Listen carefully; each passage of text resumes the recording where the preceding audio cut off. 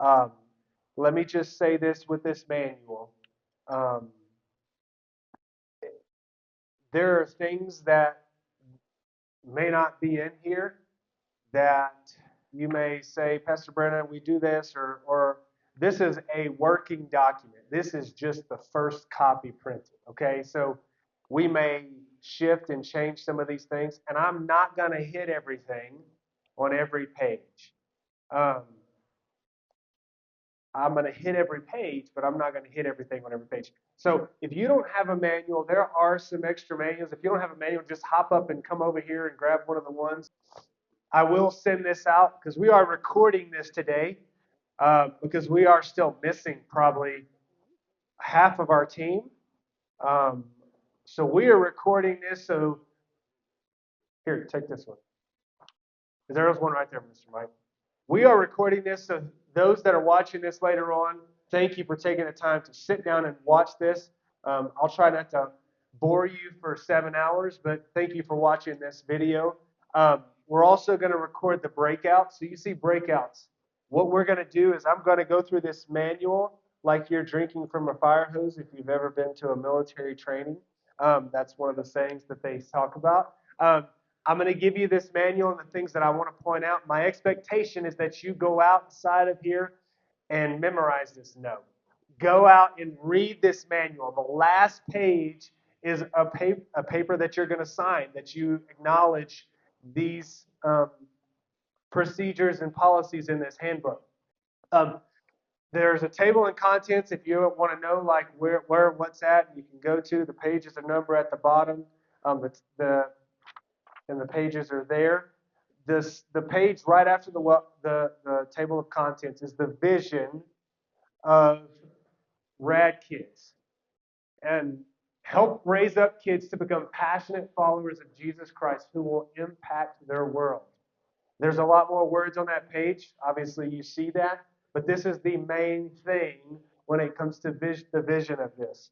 When we are teaching our kids, and every single morning, if you're here at North Campus, and I know Pastor Richard has said this as well because I have heard him, I remind ourselves when we're praying before we go into the classroom, we talk about this. And I say, remember, we are the first impression that some of these kids get, whether it's check-in, babies, 2s and 3s and 4s and 5s elementary, we may be the first impression that these kids get when it comes to Jesus and teaching them about Jesus. We don't know their home life. We don't know what's going on at their house. So this is the why behind ministry, not childcare. Okay?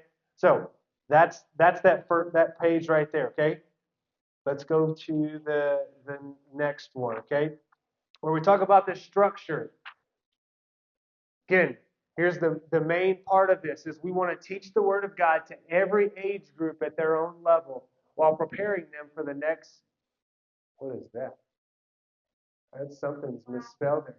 Somebody typoed that. For the next class in a lifetime of service for our Lord. You can tell I was working on some of these slides at 9 o'clock at night. I am not a night person. So for the next class and a lifetime of service of our Lord. So there's, like I said, there's more details on this, but basically there's how our classrooms are divided down, and then there's some other things on there that we talk about. Let me just hit two more things that's not up here.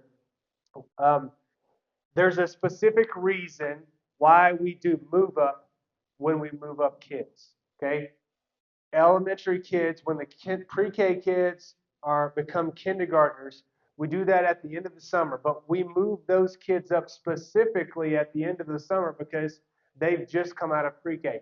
Now, it says in here we never allow a child to be moved up early. That's the one we focus on. Now, there's no kids that should move up before they do age, but before Move Up Sunday, early childhood kids do move up. So when they turn 2 to 3, or move from 1 to 2, they do move into the 2-year-old class, whenever that falls. But we don't move a kindergartner when May hits and they turn into a kindergartner. We don't move them into elementary. We hold off until the summer. And there are so many reasons why that I could cover at another time. But the move up is not a hard thing for me. but there's a reason why. So understanding the why is why you got to remember these kids, some of them are not used to being in ministry and being in church. So moving them up, it can be very hard for them, and it can be hard for the teacher because the teachers have been teaching these certain kids for a certain amount of time. The other part of this is this happens a lot with first impressions. Is a new family will come and say, "Hey, we're new today. Can my kid go in with brother or sister?" The answer is yes, but they can only they can't we can't have a kid go up. We can have a kid go down. Okay, so that reason the example would be 5-year-old sister could go into the 3-year-old class with brother. Does that make sense? That's kind of what we mean there. But 4-year-old sister doesn't come into first grade with first grade brother. That's kind of do that. And we want to make that for a short time frame. We don't want to make that forever. We want to help them to get comfortable. The other part of that is parents can come and peek for a little bit at the classroom. But most of your early childhood teachers know this. Um, Man, it's harder for the kids if the parents stay around longer. So as quickly as they can break off, but we don't want a first impression to be, man, these guys are sticklers and they got all these rules and they don't care about me as a fan, as who I am and my insecurities that I may, not insecurities, but my uncomfortableness with a new location and my kids. Okay, so that's kind of our structure. The other part of that is activation at the very bottom of that page. We talked about this 2 years ago, and it was something that we empowered each of you to be owners of your classrooms and owners of the ministry that you're serving in. But one of the things that we really encourage you to do, especially as the adults, is to activate your juniors and teens in your classroom. Okay? And there is a wide spectrum of what you can utilize them in ministry. Okay? In elementary, if you've ever been in here, man, we activate the juniors and teens. And then Miss Lauren just this past Sunday activated a new elementary kid who it was her first time being in here, but gave her something as simple and easy as the rules. And what does that do? Well, now I gave this junior and teen an opportunity to step on the stage and get out of her comfort zone. But also, it's not giving her something that's so hard that she should be so shy and so scared to do it. She's just doing the rules. They're going to be on the screen and you can read them. That's just one example. But for me, I activate kids in every single classroom to do puppets. How many of you have served with Pastor Brandon? Would you give me a thumbs up if I've given you things that were probably out of your comfort zone, but you enjoyed doing it, right? So you can activate them to read the Bible story in the early childhood. You can activate them to do puppets with the main point in the Bible story.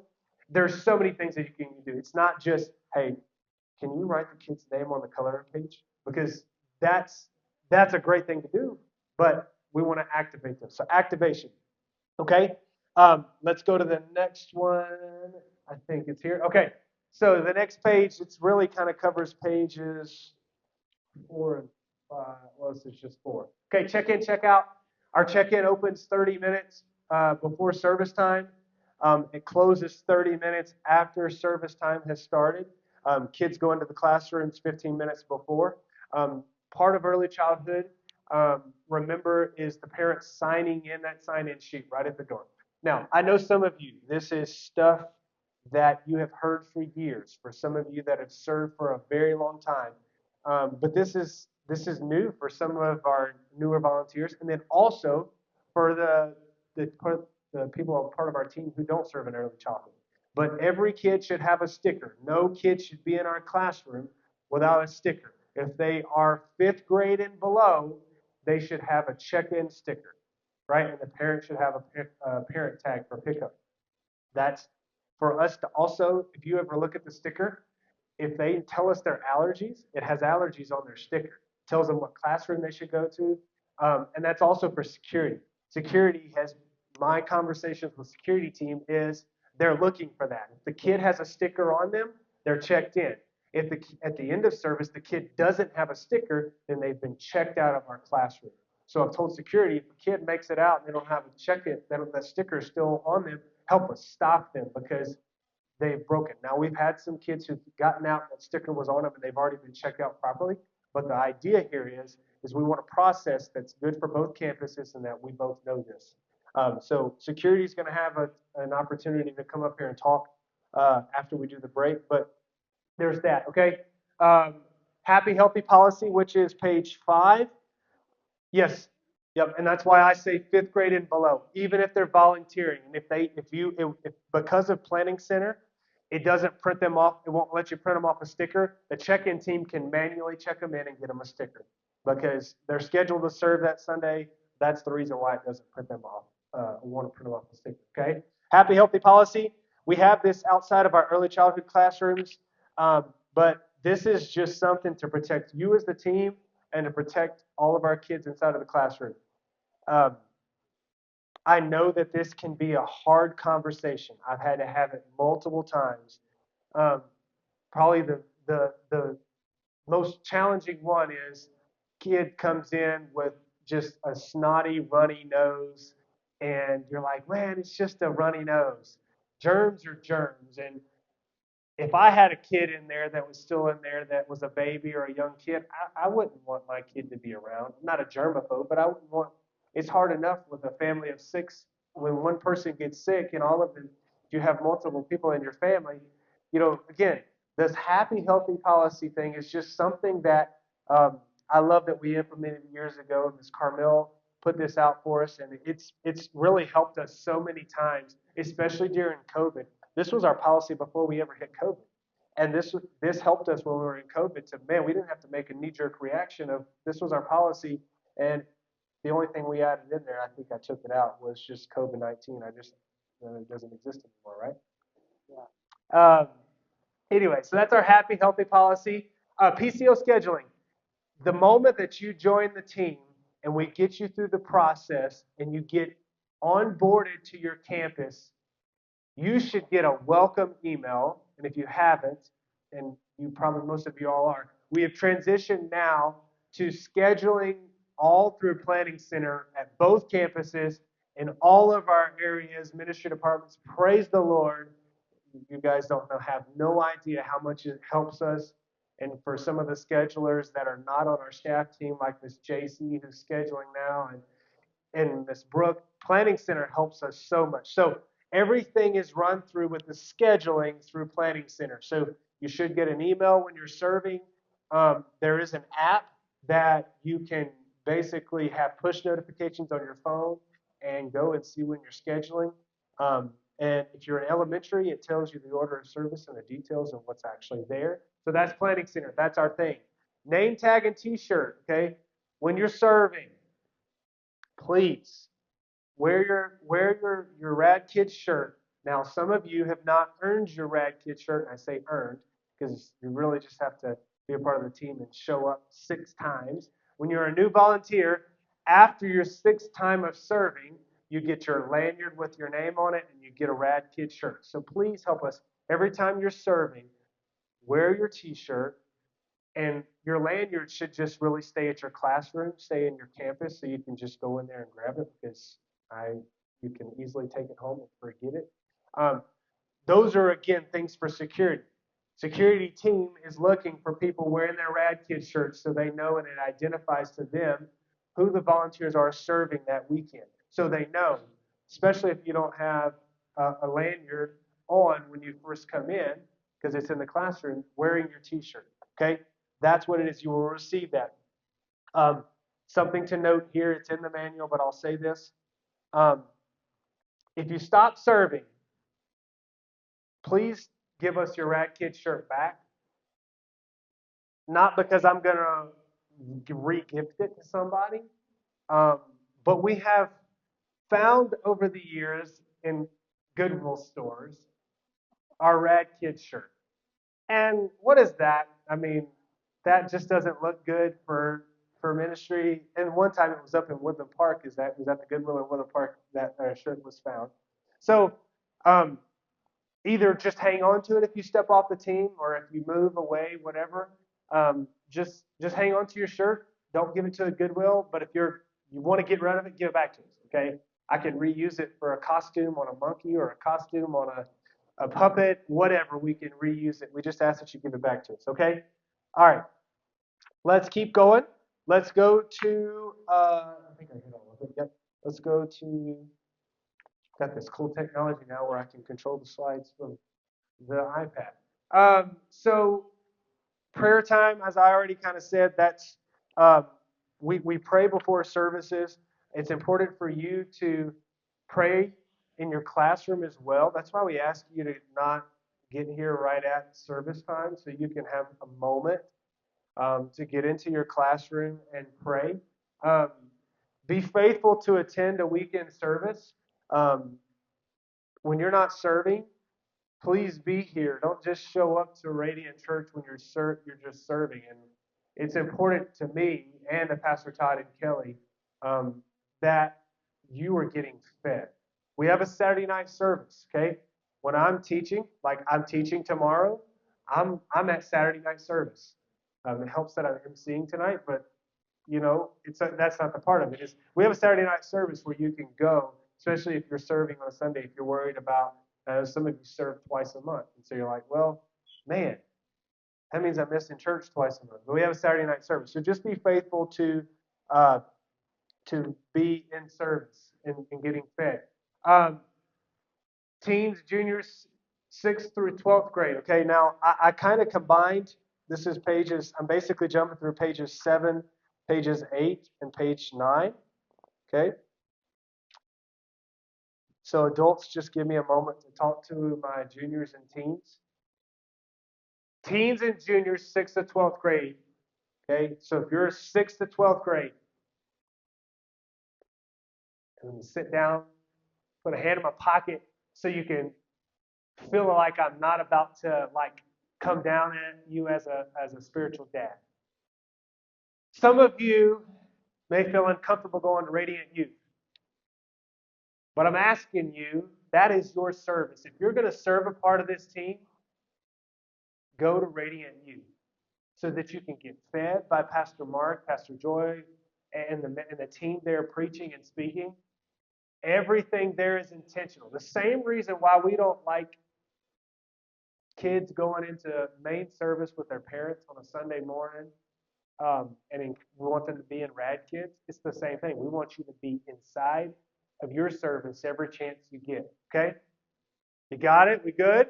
All right. Thank you. We've over the years we've had challenges, and I know there's different situations and circumstances of why you may not go to Radiant Youth, but it's in here, and it's in not the contract, the thing that you signed, the application. It's in there. Okay.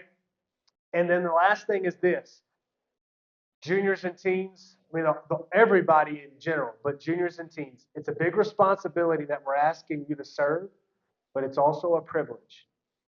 So that means if it's a privilege, what does that mean? What's that mean, Jocelyn? It can be taken away.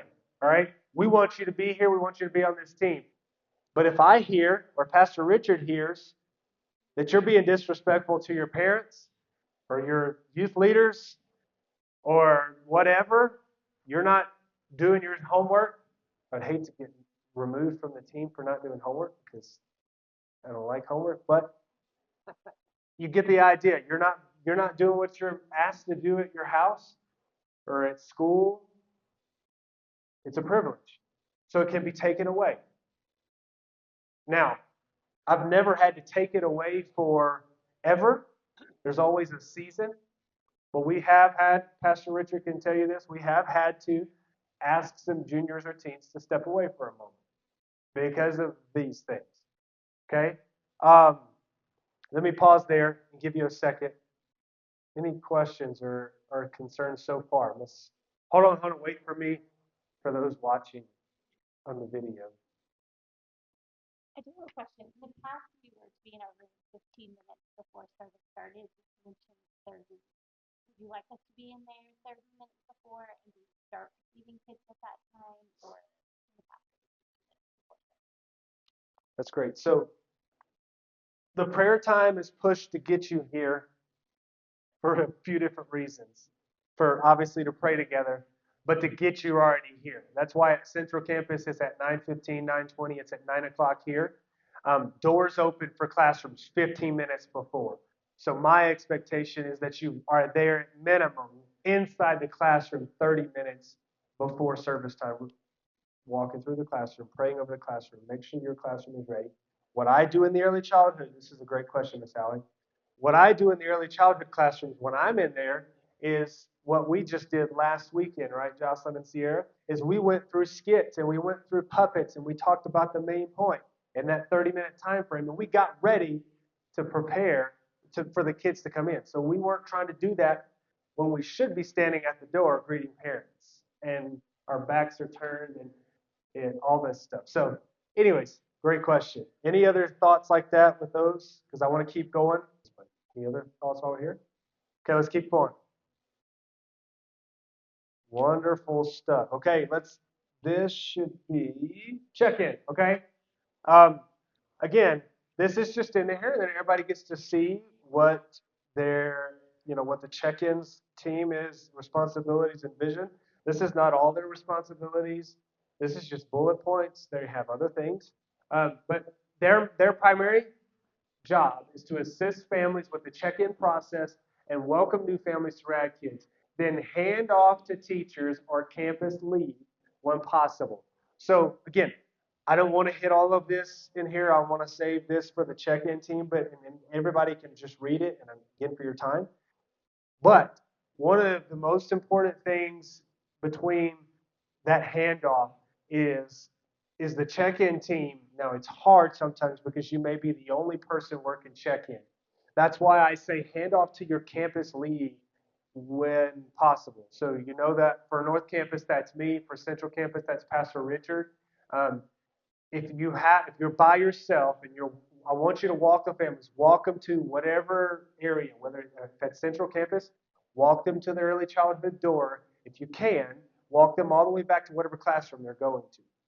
If you can't, hand them off to Miss Sandra or one of whoever is the early childhood lead.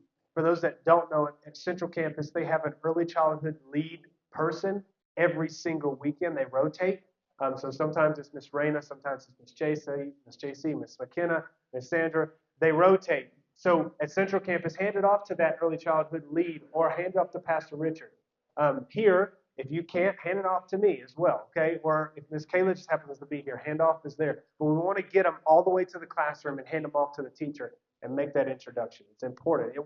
It has 2 times been very pivotal in the last 6 months that I've been here at North that I know it helped with the connection of that family and getting them basically not all the way assimilated into the Radiant culture, but it helped them connect. They were very nervous, and it helped them connect. So that's the check-in. Okay, let's go to early childhood. EC, if you didn't know, is early childhood. I couldn't fit it all in there, and I didn't want to make it smaller. I'm going to mess with my OCD on the letters and font for the entire slides. Remember, we are one of the first steps in helping kids know Jesus and starting to love coming to church. Now, love coming to church. I didn't tell my daughter to do this, but about 3 months ago, Riley, my oldest one, in here in elementary, she started really saying something when she would be up here on the stage and talking about the kids and helping them differentiate between school and kids church. There was a lot of kids that were just saying it's boring or whatever like that. And so she really helped them to start transitioning this thinking in their mind that this shouldn't be a fun place. And then she would transition to talking to them about what fun looks like. So we have an opportunity to help the kids love coming to church. We want them to have this experience is so great that on Saturday night, Pastor Manny used to say this all the time. On Saturday night, they're laying their clothes out and telling their mom and dad, we've got to make sure we get up in the morning and be ready because we're going to church. And they're dragging their parents out of bed on Sunday morning if the parents are dragging and not wanting to go to church. That's what that means, that they love coming to church. Okay? The ratios are what they are. Those are in there. Those are there as our guidelines. Um, we're not as sticklers to this when it comes to rejecting a kid and telling a family that they can't put their kid in. This is just to keep us an idea. This is what we want to try to target. This helps protect us. This is a part of our insurance and our liability when it comes to protecting Radiant Church. Okay? Um, early childhood. So early childhood encompasses basically babies all the way up till the pre-K kids. Okay? So we'll talk about this in the breakouts, but everybody knows that there is a setup, a close up, and a cleanup process inside the early childhood classrooms. We've got a checklist. There's a way that the room is set up. There is a closing up procedures that's a part of that checklist. Again, we'll talk about that in the early childhood, but that is a part of that. Then specifically for the nursery and the pre-K, the check-in tag, ensure that the sticker is on the back of their shirt. That's just going to help you when they're inside the classroom because they're going to try to peel it off and play with it if it's on the front. So just help coach our parents, especially the first time. Most of our regular attenders know this, um, that it's on their back. Okay. Um, since it's here, I'll talk about the diapers for just a minute, but I have a bathroom policy in here. Um, ensure that you are wearing gloves if you're changing diapers. I understand that some of you change millions of diapers, and you probably think you don't need that, but you're changing other people's kids. So for me, it would just be, I would be safer. And now, men are not changing diapers, not because we can't, because I've had some women look at me sideways. What do you mean you can't change a diaper? I can change a diaper, but insurance says if we're going to protect it, we should really, men are not going to. So that's a liability and insurance reason why men don't change diapers. But wearing gloves is more, if I was to change somebody else's kid's diaper, the gloves just help you protect you from the waste and stuff like that. Okay. Now, remember that you have to be an adult, 18 or older, to change a diaper. Okay. So there's that. There should be a stock of diapers in each of our classrooms if they don't happen to come with it, they have an accident. Um, and again, I'll talk about bathroom policy in just a moment. Okay. On the pre-K, real fast, bathrooms. Like I said, will be covered later on. We do not change. Now we've had this a few different moments. There's some kids who are 2 years old and still in diapers. That's an insurance thing. That's not a Pastor Brandon policy. If they're 2 years or younger, we change their diapers. Basically, 23 months. Oh, yeah, 23 months and younger, we change their diapers.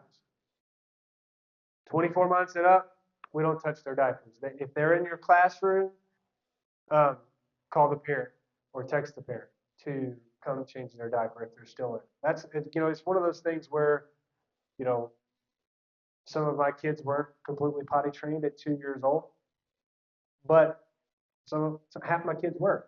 So kids can be potty trained. So it'll help them, and we're going to partner with parents without them even knowing to help them to push their kids to be potty trained because some of them are not going to want to be called all the time. So, all right, let's keep going.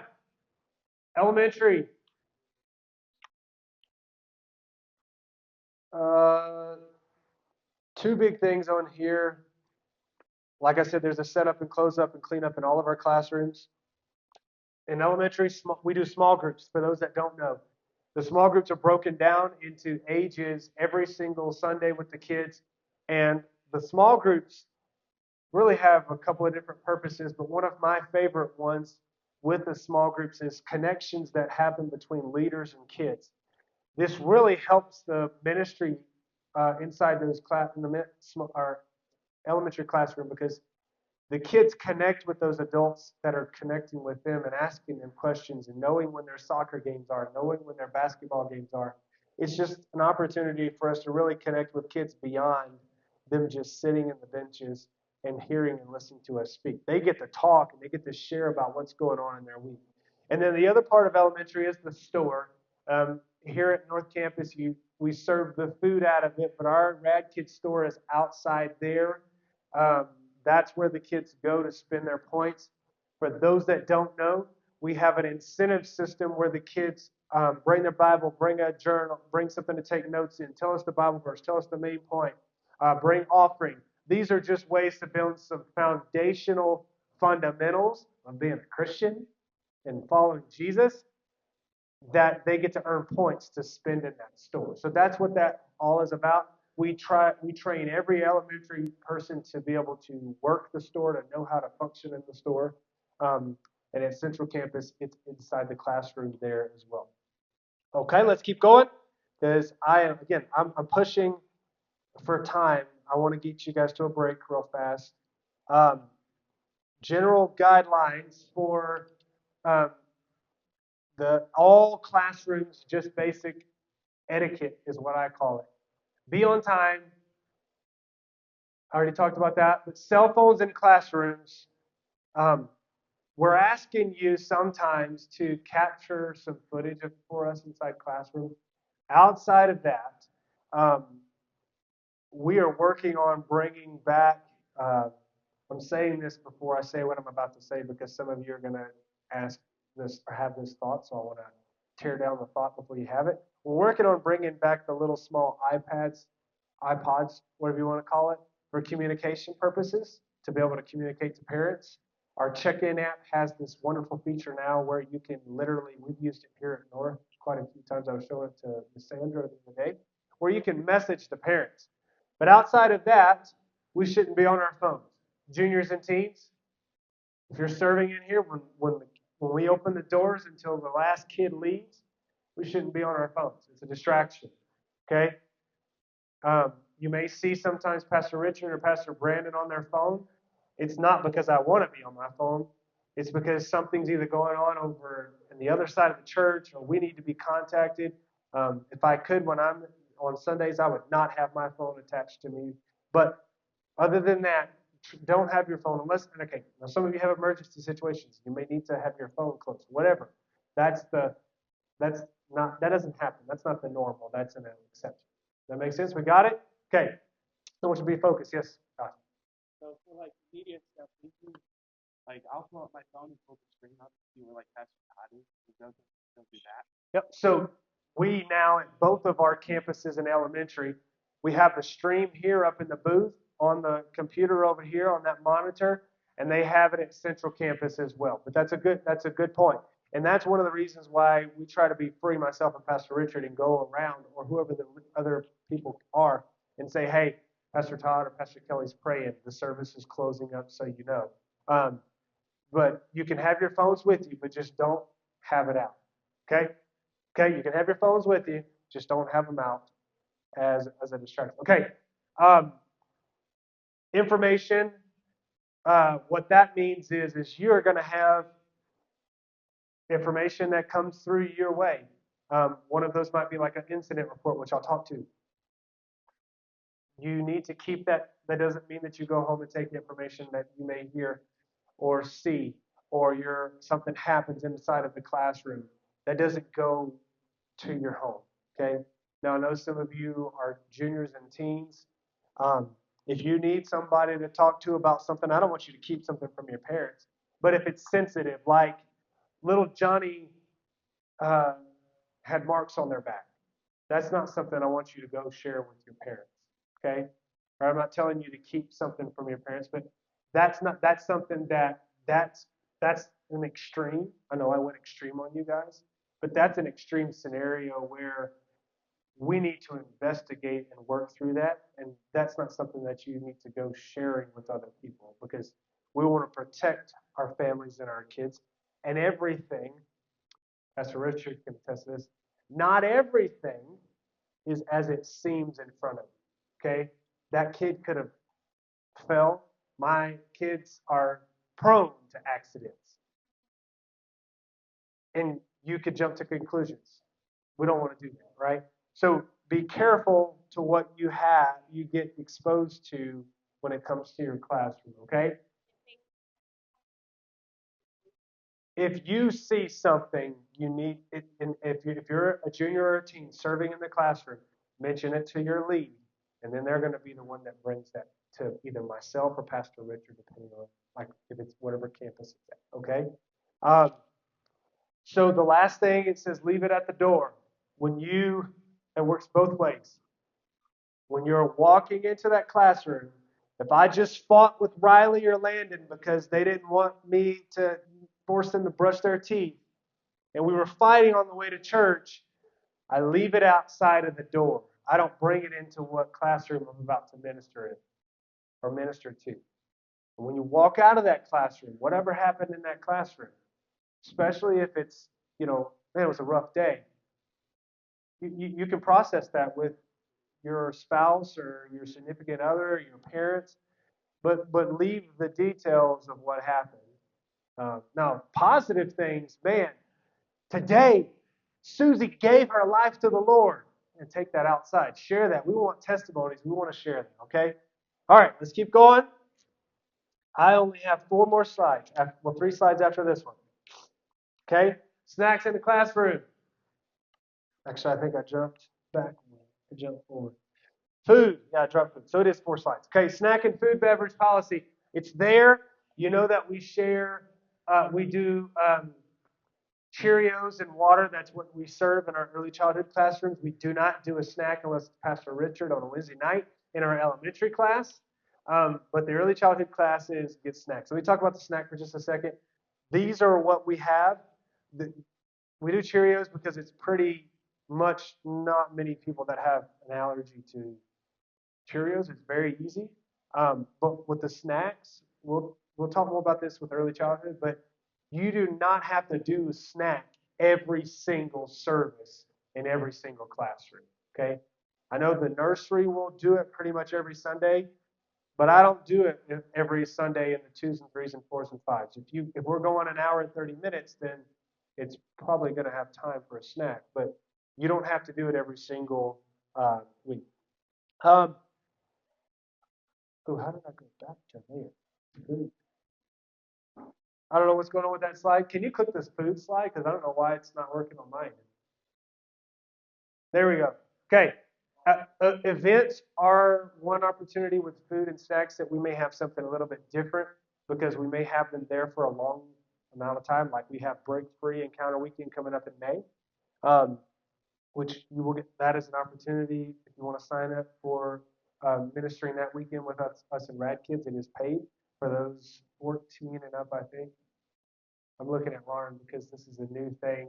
Maybe we probably haven't talked about this yet with Miss Kayla, but it's 14 and up. You can, if you want to, you can sign up and help us with a ministry that weekend for RadKids. It'll be here at North Campus. But all of that to say, it's a longer time, so we may have food in the classrooms, but it's going to be completely clear to everybody who's attending that weekend. So that's why I say events are different than our Sunday morning, because we've got so many people who have different allergies. Cups and bottles.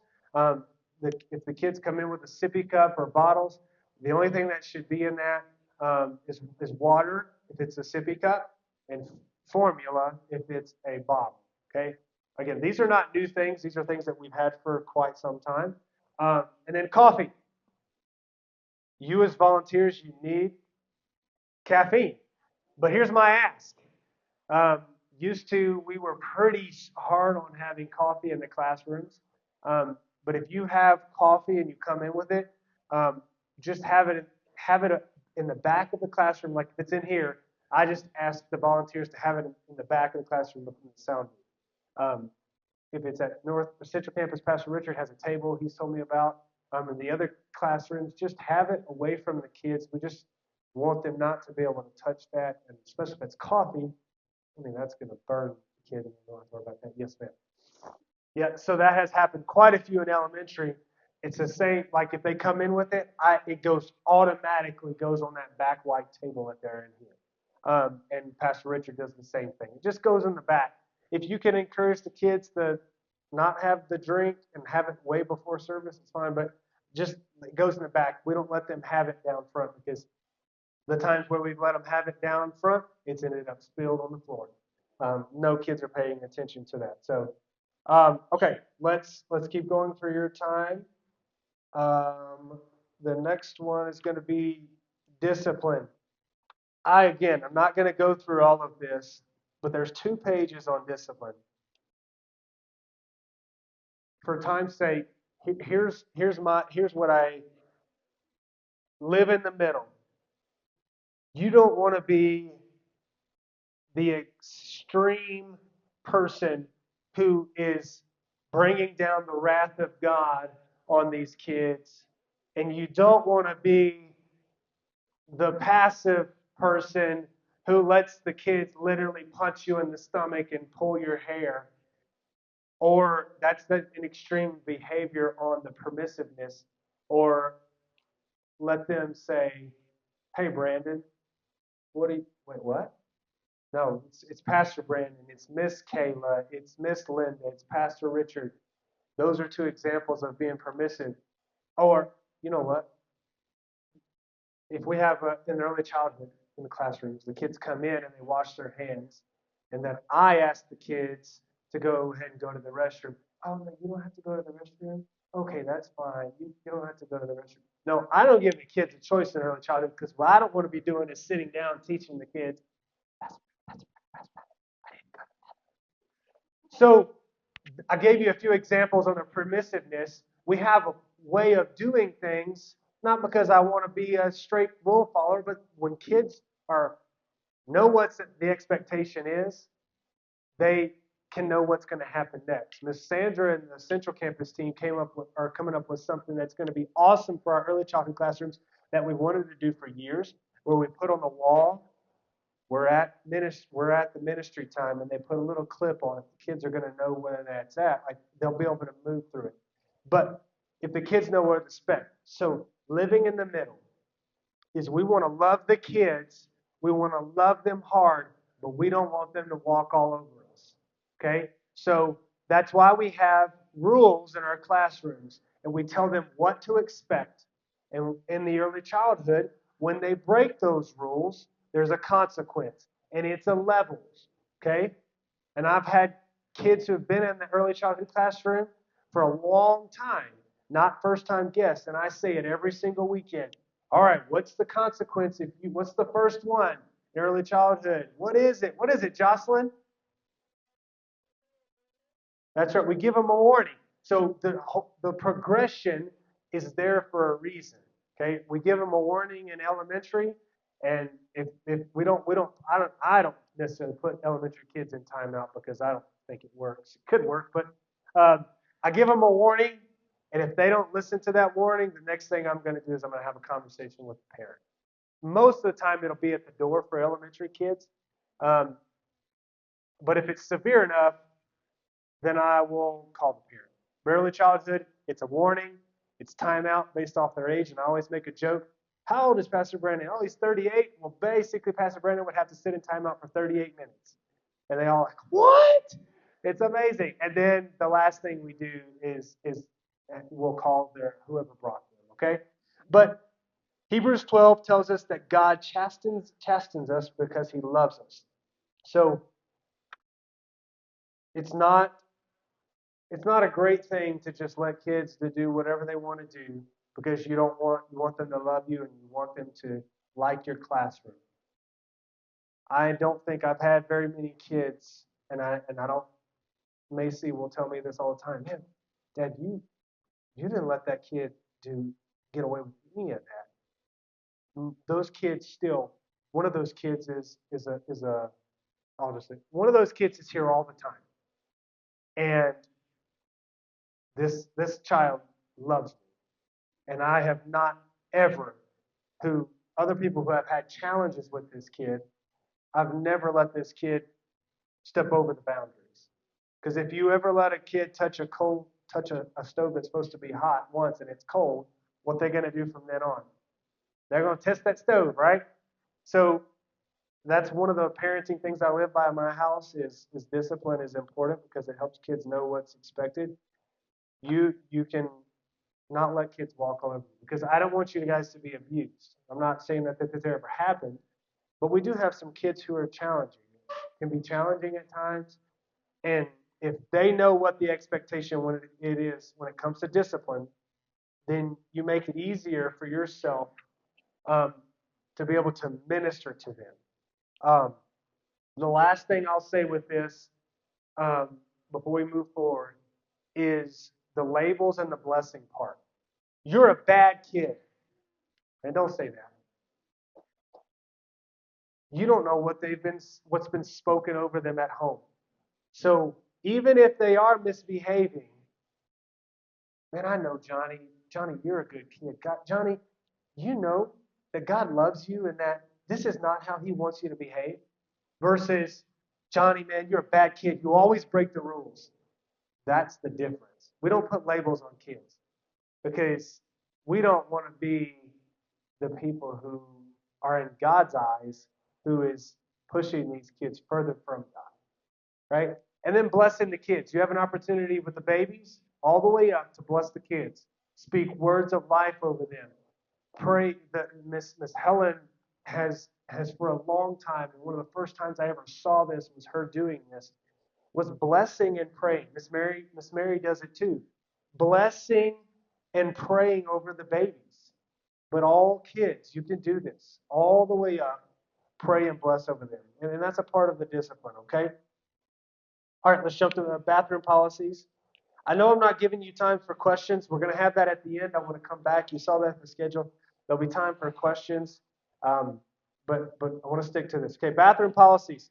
Early childhood, uh, the pre-K and the 2s and 3s classroom. Don't go in the bathroom. That's your first. That is your go-to. Do not go in the bathroom with the kids. But if you have a kid who is having challenges or struggles, it does say in here when helping a preschooler in the bathroom, always leave the door open far enough that either your juniors or teens that are with you have some accountability, or the other adult is in the room. Okay? Now, sometimes we have with the bathroom or diaper changing, you're by yourself. You're not supposed to change diapers and do bathrooms if you're by yourself. But what me and Miss Amanda have had to do sometimes is over here with the early childhood classroom, it's a half door. Just open the half door, and the doors, you can't go between the classrooms. There's still some accountability. So she's changing the diapers next door, and I'm with the kids over here, and it's not like she's on. The other thing is we have cameras in the classroom. Okay, so you're ideally not alone, but we just want the perception of what somebody might think or say or see just by happen to pass by themselves changing. You know what I'm saying? Because we have the windows on the doors. Okay. Um, Elementary kids go to the bathrooms, but again, elementary, we shouldn't be going there. If you need to check on a kid, just kind of pop the door open and say, Susie, you good? Or go have another kid to go check out for you. And like for elementary, because they can go in the restroom. And no men are to help with bathroom breaks at any time, no exceptions. All right. The last thing here before I send you, I'm going to give you 5 minutes. I was going to give you a 10-minute break, but we didn't start. I have not been talking for 35 minutes yet, so that's good. The last part of this before I give you a break is classroom incidents. Okay? Basically, you should know all classrooms has an accident/incident form that's inside the classroom. Um, and that is basically if something happens. Okay, the rule of thumb for me is if something out of the ordinary, like I know an easy one. If a kid gets hit in the eye, um, kid gets punched in the stomach, those are easy ones. But let's just say um, something got ripped on their clothing, or they got their belt broke or something like that. That's something very minimal that you can do an incident report for, just to kind of make sure it's note. But these incident reports, once they get filled out and filed, we keep them in a file cabinet, and I think we keep them for 2 years. That's what I thought. 2 years we keep them in this file cabinet in case um, something else happens, in case there's follow-up, in case there's something that somebody comes to us like a few years ago, the police came and showed up and was asking questions about something that happened inside the classrooms. Um, we had an incident report on it. And so we basically gave them and said, this is what we did, this is what happened. We've got footage, we have the sign-in, like all the sign-in sheets, we knew exactly what was in the classroom. So that's filled out.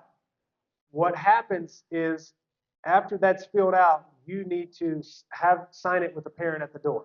They need to sign it, and then it needs to go to the campus lead so that they can sign it. Were you going to say something, Pastor Ricky? No? Okay. I just want to make sure I wasn't. The form is pretty self-explanatory. If campus lead is not around, when parent is there to pick up child and you hand the form off, just make sure before you go home that you find the campus lead, they see it, you brief them on what happened, and then they sign it. Okay? Same thing about information. Please don't talk about something specifically. Something happens on the incident report, please don't talk about it. Ideally, that would be great, but that's not, I don't think it's necessary. We trust you as the team to just put what happened. And I usually don't, when I fill those out, I don't put names of the kids for that reason. The parents they sign it after the fact. But I usually won't put names on that. I'll make notes of kids' names on my phone or on something that's separate. But I usually don't put names. I just put kid, boy or girl. I just will make it very broad and brief. I mean, they don't. They're not. It's not like they're signing anything. They're just acknowledging it. If they're not wanting to sign it to acknowledge what actually happened, then we're not going to force them to sign it.